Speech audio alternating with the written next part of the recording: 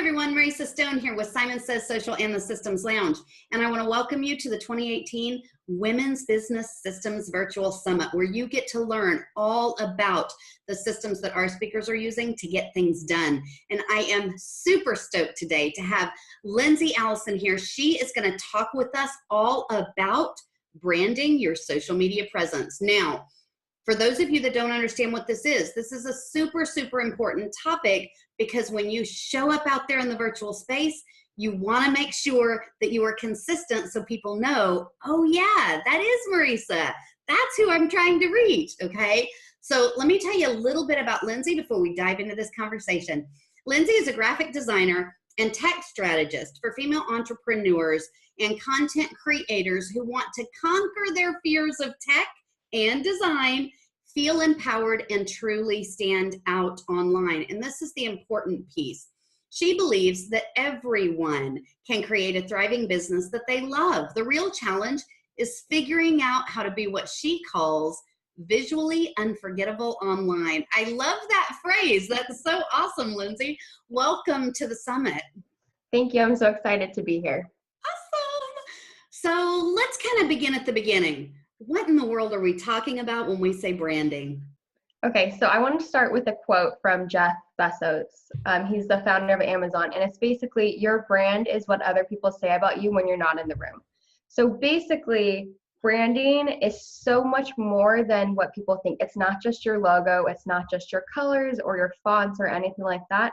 It's so much more encompassing. It is your messages, even your package, if you're a service provider, your package names, if they're fun, if they're more, I don't know, to the point. It kind of depends on your brand feel, like your personality, and your interactions with people online. That's really important. I know we're on social media all the time, so being consistent in how you present yourself and your views across all social media is really important. And just your customer experience. So whether you offer products, it could be how your product works and how customers feel about your product, or how your service performs. So it's literally the whole package. Yeah. And I think that that's really difficult for a lot of people to wrap their brain around, right? Because Yes. It really is a little bit of everything. I mean, for those of you who have ever been to, like, Disney or the World of Coke, or, the Apple store, in New York or whatever, like, you are surrounded by that brand. Mm-hmm. Disney's actually one of my favorites. Yeah. All those little intricate details make a difference. It does. And I actually live in Southern California, so I go to Disneyland all the time.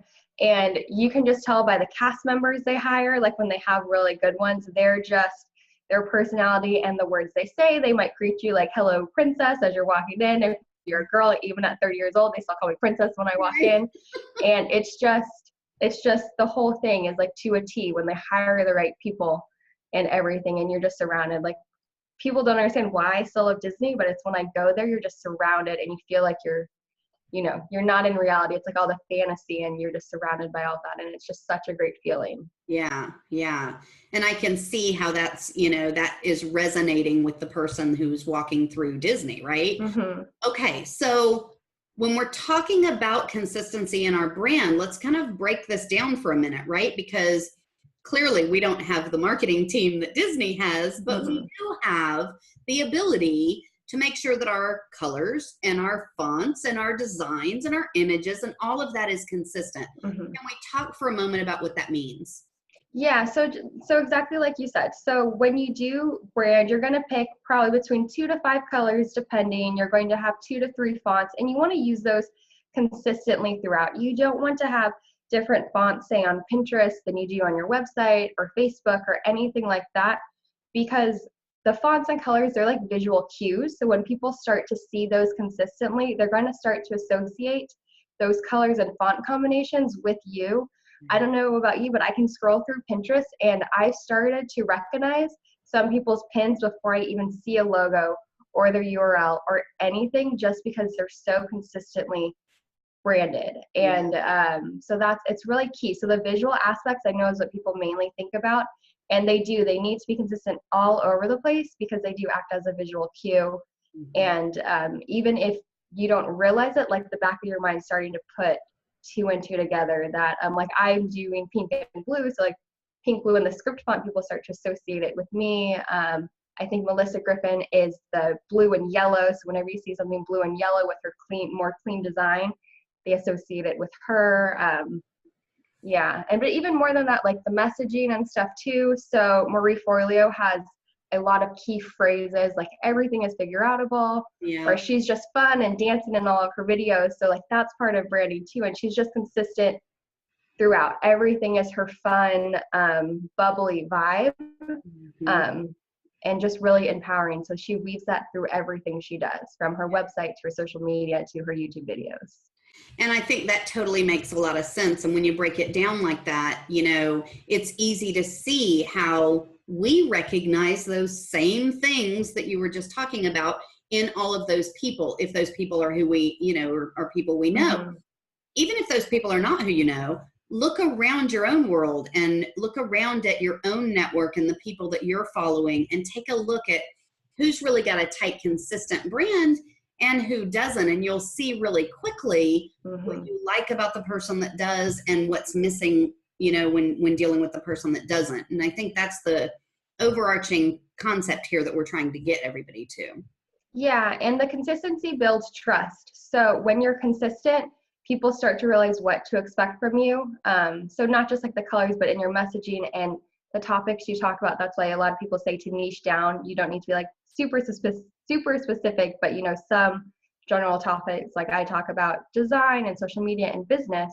If I randomly talked about some nail polish on my blog, they're going to be like, oh, okay, what is this? What is this about? So the consistency builds trust. They learn what to expect from you, and they'll keep coming back for that. Yeah. So what does it mean now if we're talking about branding our social media presence? Yeah, so a lot of people use social media for fun, but if you're a business owner, you have to use it strategically and in different ways. So you don't necessarily have to have a business account, though I prefer business accounts because they have like different perks.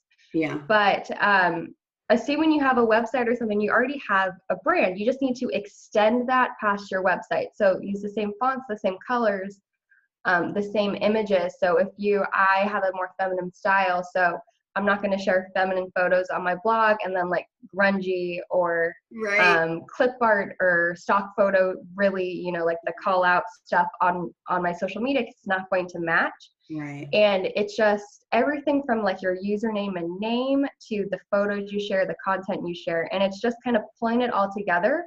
Somebody needs to know that if they see you on Facebook and they go to your website, that you're the same person. And that's why extending your brand past your website is so important, because how do people find you most of these days? Is social media. Yep.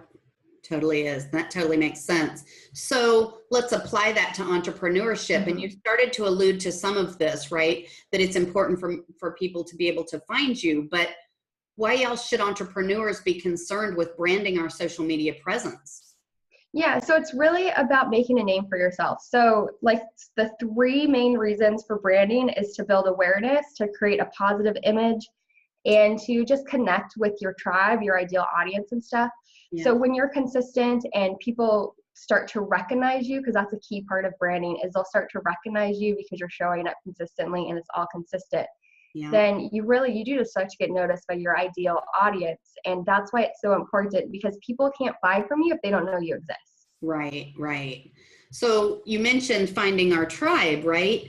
And one of the questions that I get over and over and over again is, how do I find my tribe? Should I be on every single platform out there?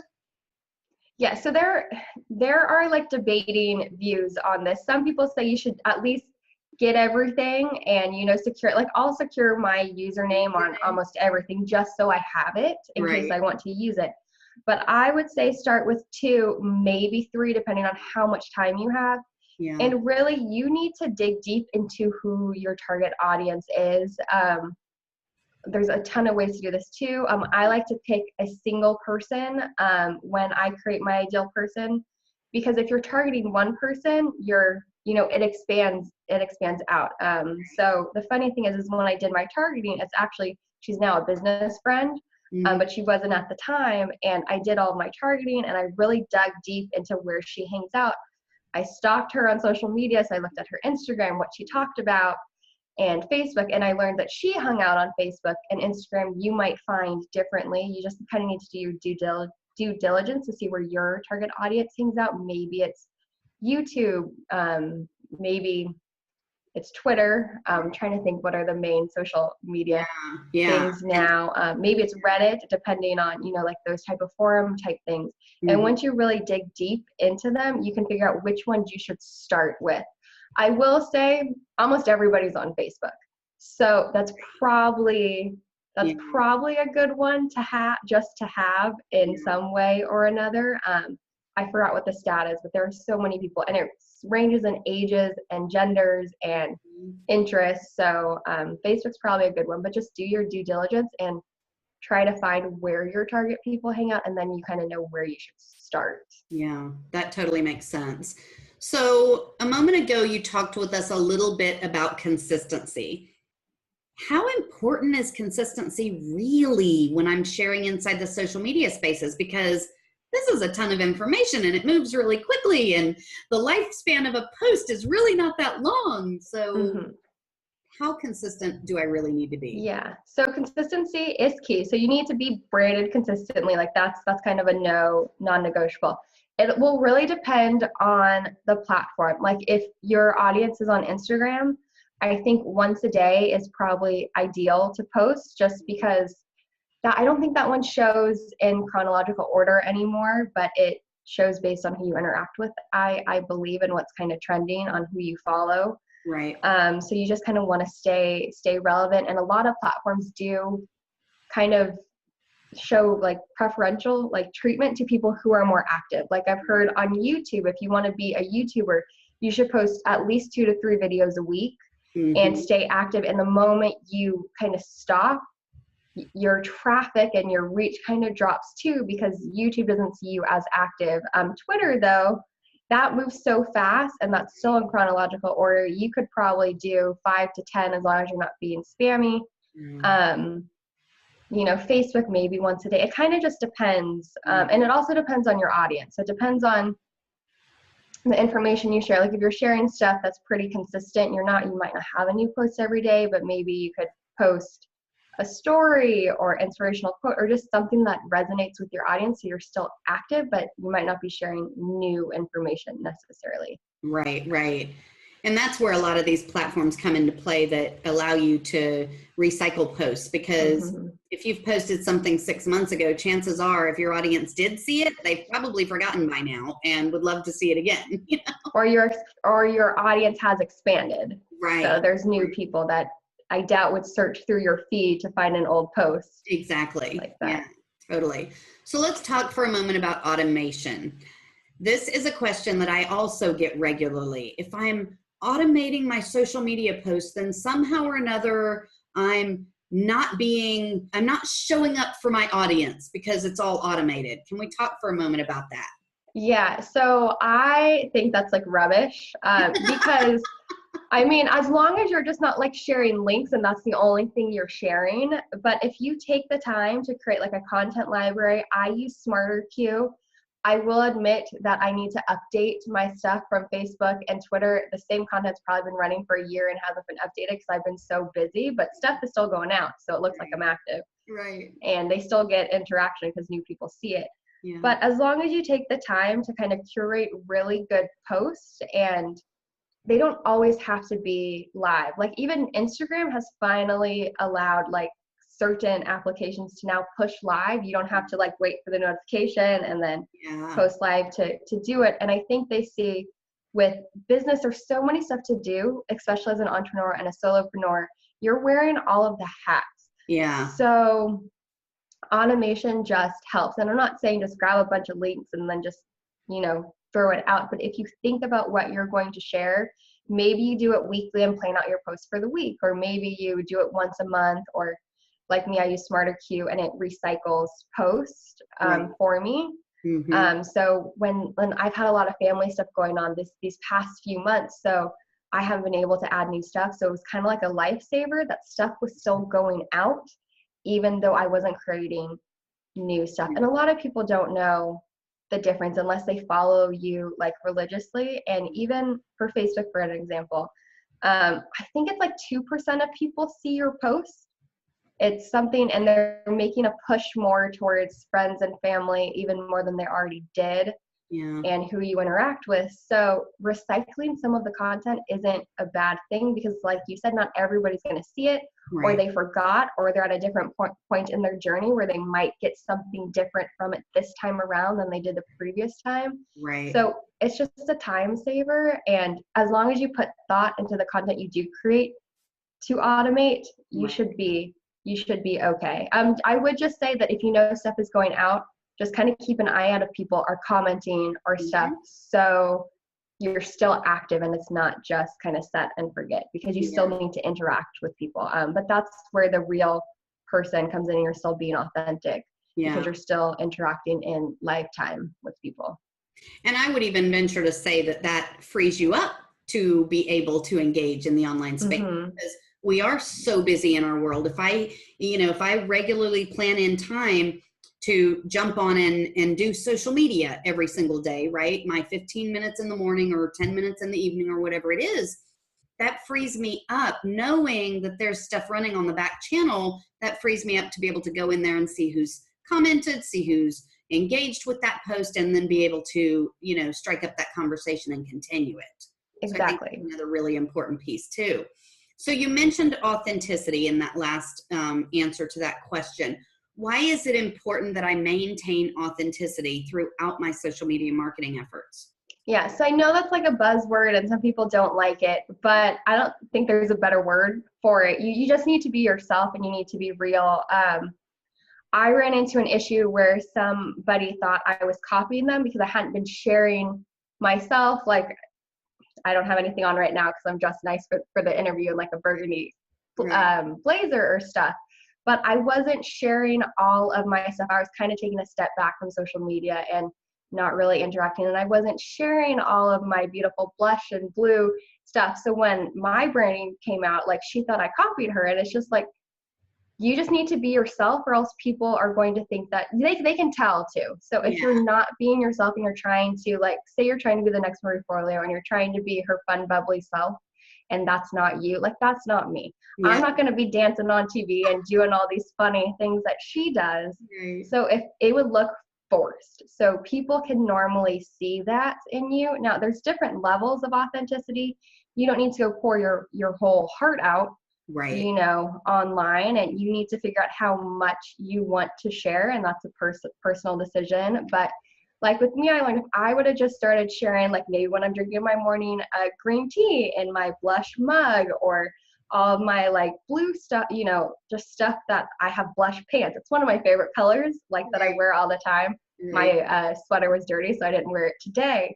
But if you just start to share your stuff, people will see you for you. So when you put something out, they're like, oh, that's totally her, or that's totally, and it is really important to be yourself. And it's so much easier when you're just being yourself and not trying to be anybody else. And I think that's also important. It's just easier on you because you're not trying to be somebody you're not.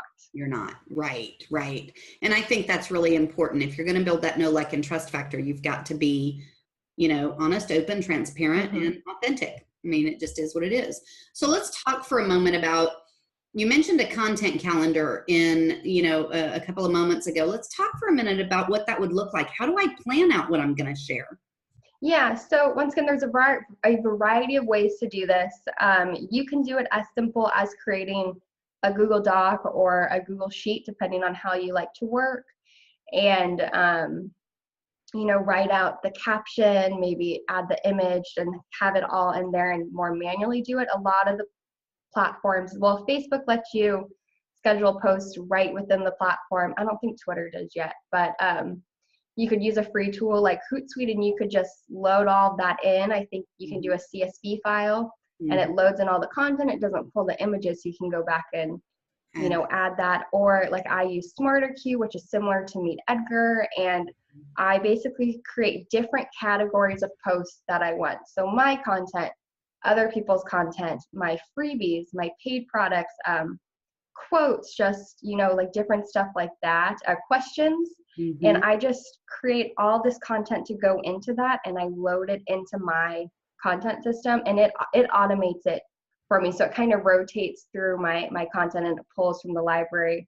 And for a platform like that, I can set the time, say, I want this type of content to go out at this time on this day, and it'll pull it. But you can still do it manually, and it's not that much extra work, especially when you're first starting out and you're trying to get a feel of what you want to share and your voice and your style.